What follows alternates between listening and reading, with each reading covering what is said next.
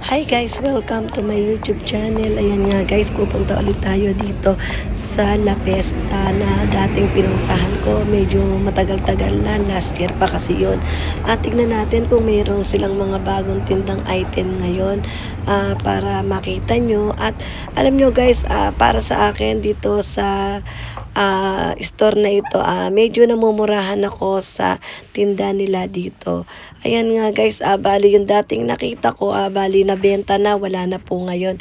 At sa tingin ko ngayon, medyo kukonti lang ang stock nila ngayon guys.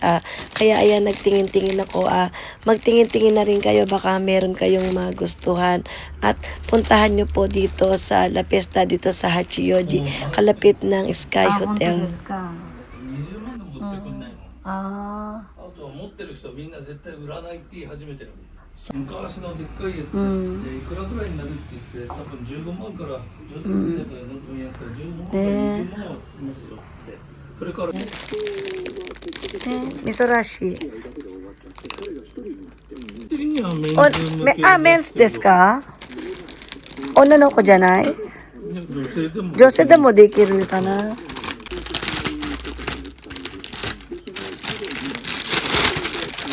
これかわいい。かわいいですね。ちょっとなんかちょっと使用感がそうか。ちょっとダメージね。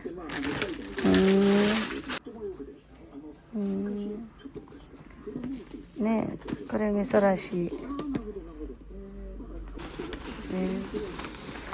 こはちょっと色が変わってる。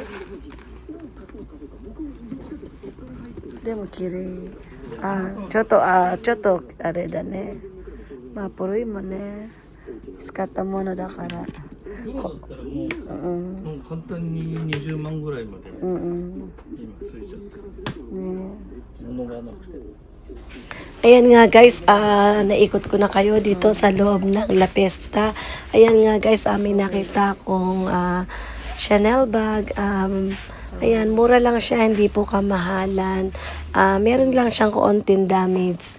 Ayan nga guys, uuwi na tayo at tayo ay babalik uli sa susunod na araw.